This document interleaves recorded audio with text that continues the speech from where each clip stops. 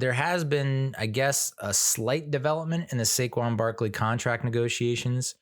As I mentioned in the intro, Saquon has kind of broken the silence, quote unquote, and spoken to the media about what's been going on. And he said family business is family business. And then sources come out and stories get leaked and it didn't come from me. And you start to think, well, what happened to this being a family business, So he, and then Brandon Brown, the assistant to the GM, he seems like a pretty cool dude. He seems like he is definitely a future GM in the making. He said, being patient, being open to listen, not being stubborn, and understanding what the market is, and that things just don't happen overnight. So, and everyone said this. Every Giants creator is saying it. Most in the Giants media world understand what's going on. Everyone thinks that this deal is going to get done. Everyone.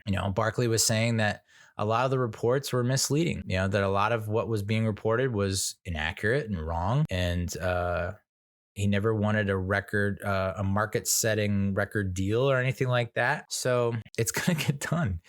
There was an article is he going to sit out the season? I didn't even bother reading it because I have pretty much all the confidence in the world that he's not going to sit out the season. Pro Football Network's Arif Hassan looked at every running back contract signed since 2016 with an average annual value that consumed at least 4% of the salary cap and compared those players' production 2 years before signing to their production 3 years after their signing. So the 2 years before they signed the deal, the second deal, and 3 years after. He found that only 4 out of 17 running backs made good on their contracts. Dalvin Cook, who's signed a 5-year extension, was cut last week after only 2 years into his contract, which is bonkers.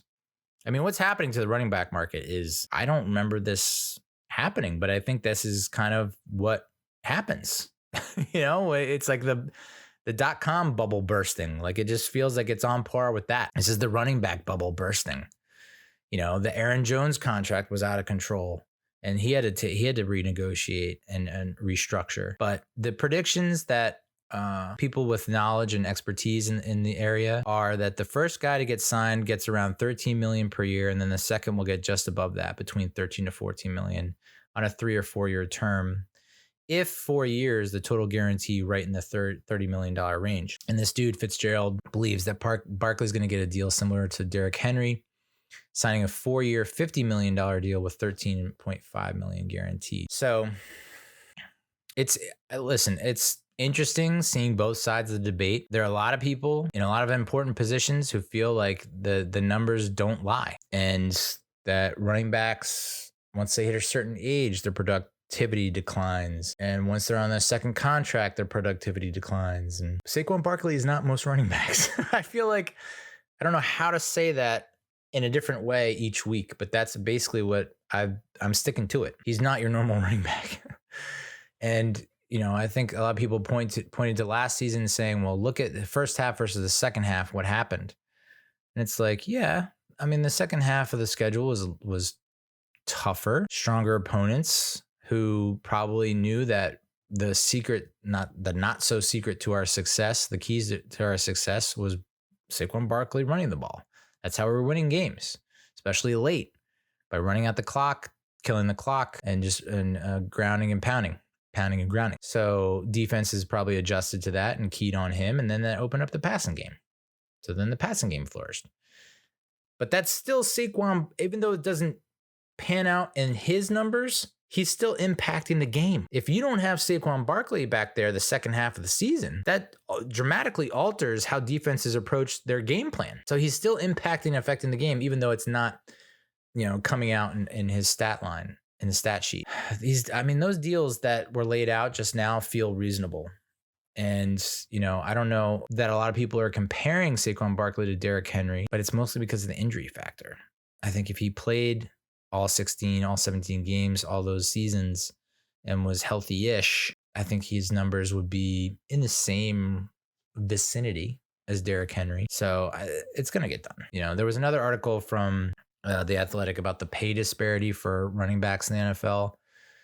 Compensation for running backs under the franchise tag trails every other position group except kickers and punters. That's kind of jarring, considering the amount of touches that some of the higher top echelon running backs get in a season. And Barkley's now being kind of grouped in with Josh Jacobs of the Raiders because he's going through a similar situation. And, Jacobs accounted for like 70 to 80% of rush. The offense flowed through Josh Jacobs and he accounted for so much of their yardage and productivity.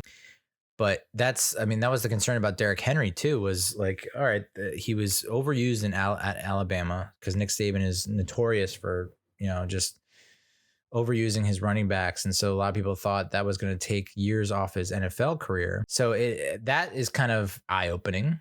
Every other position group, when they have so many touches and like so many of those touches are important. And, on offense alone, running backs $10.1 million tender this season is nearly $1.3 million less than tight ends, which is crazy, and $8.15 million less than offensive linemen. Granted, offensive linemen, they're not like the flashy highlight reel guys, they're not going to get the spotlight, but they are extremely critical to a team's success. As we know, the friggin' Eagles their offensive line, defensive line are ranked first, and they went to the Super Bowl.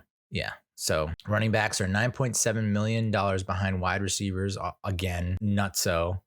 And $22.3 million behind quarterbacks, which quarterbacks, I should be number one, but $22.3 million is a lot of dough. So I think his last name is Trotter, the author, cites the 2011 collective bargaining agreement that threw running backs under the bus, quote unquote, saying owners were tired of paying massive dollars to unproven players, but no position group has been more negatively affected than running backs, specifically first-round running backs, which Saquon Barkley is. Teams were allowed to contractually tie up first-round picks for up to 8 years, the first 4 on fully guaranteed deals, followed by a 5th-year team option, and 3 consecutive years of franchise tags, which I did not know. Holy shit. Listen, as a guy who wants to see Saquon Barkley be a lifer, it's like, that's cool that we can tie him up for years. But as a human looking out for another human like Saquon Barkley, that does kind of suck that like in his prime years, he can't earn what he should be given, what he deserves. I just think it's nice that a team, just seeing how great it was growing up before free agency and watching every year, it's like, this is the Giants team. And yeah, you add some rookies here and there, but like these are guys year in and year out. And it didn't really change that much, but it's like to have a team, like a core or a roster that stays together for 8 years, you just don't see it anymore. I'm trying to think, like the Chiefs, no. So that's I don't know. That's a very old school way to think, I guess.